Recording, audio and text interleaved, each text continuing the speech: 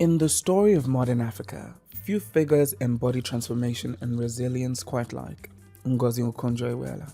Foreign direct investment has gone from $9 billion in the year 2000 to $50 billion today. Her journey from war-torn Biafra to the helm of the World Trade Organization isn't just a personal triumph. It's a testament to the power of African womanism, economic expertise, and unwavering determination.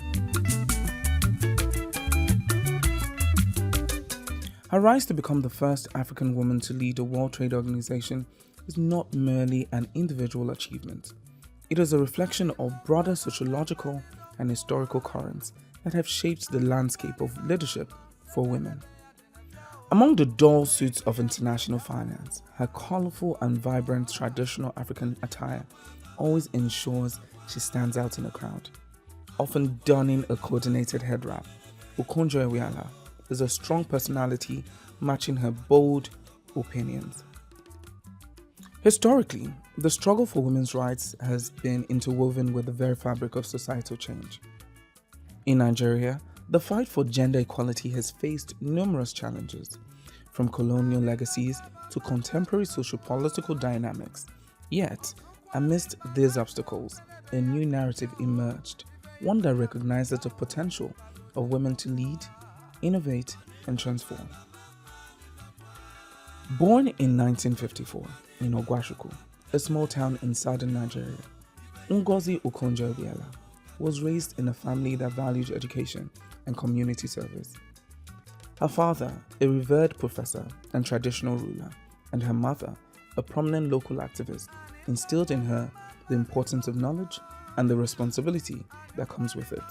Growing up in a culture rich in tradition, yet facing the realities of post-colonial challenges, Okonjo-Iweala's formative years were marked by a blend of local customs and the aspirations of a rapidly changing society.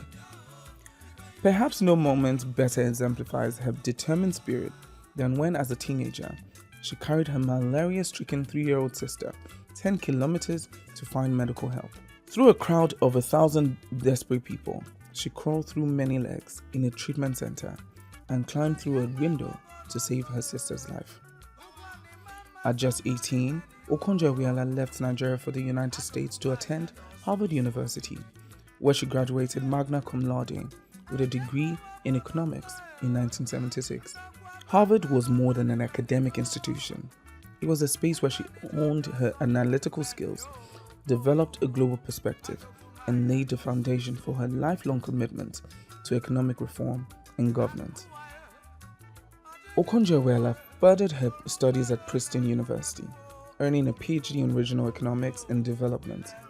Her time at Princeton equipped her with the theoretical and practical tools to tackle the complex challenges of development, particularly in emerging economies like Nigeria. Central to Dr. Okonjo-Iweala's journey was the profound influence of her mother, who was not only a homemaker, but a medical doctor and fierce advocate for women's rights and education. This legacy resonated deeply within her, shaping her understanding of leadership as an act of service. As she embarked on her career, the lessons learned from her academic journey at two of the world's most prestigious institutions would come to define her leadership style, grounded in data, informed by global perspectives, and driven by the desire to create meaningful change in developing economies.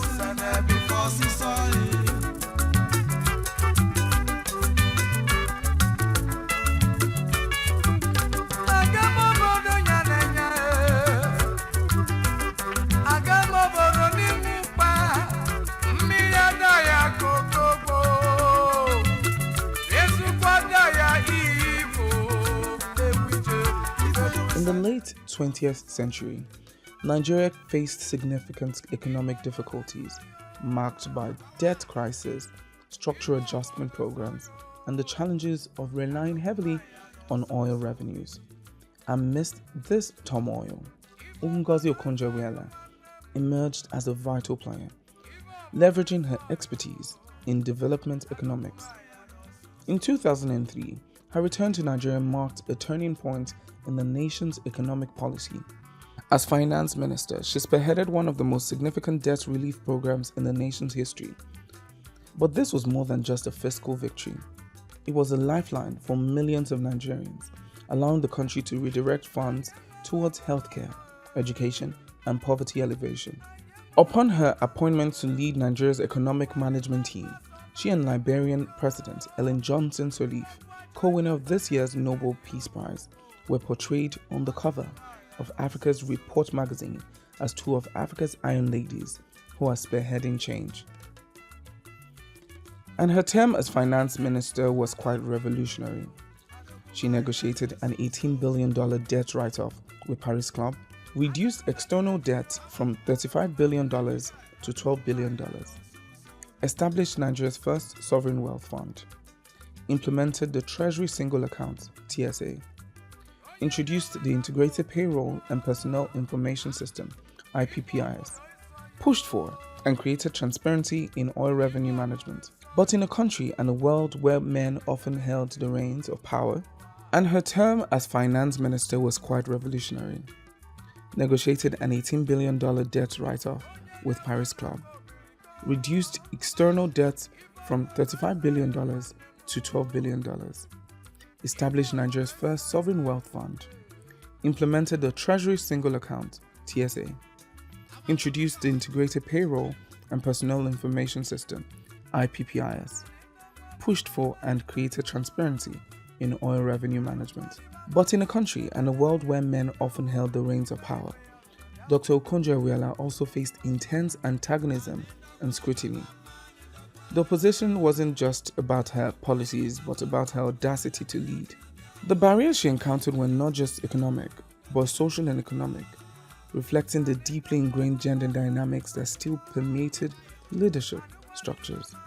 During her second term, a shocking event occurred in December 2012 when it was reported that her mother, Professor Okonjo, had been kidnapped. This incident was marked by a blend of serious criminal activities and political tensions, as the kidnappers spoke of grievances from the Delta region and demanded direct negotiations with her. In 2021, Dr. Okonjo-Iweala's career reached a new pinnacle as she was appointed the Director General of the World Trade Organization, the first woman and the first African to lead the institution.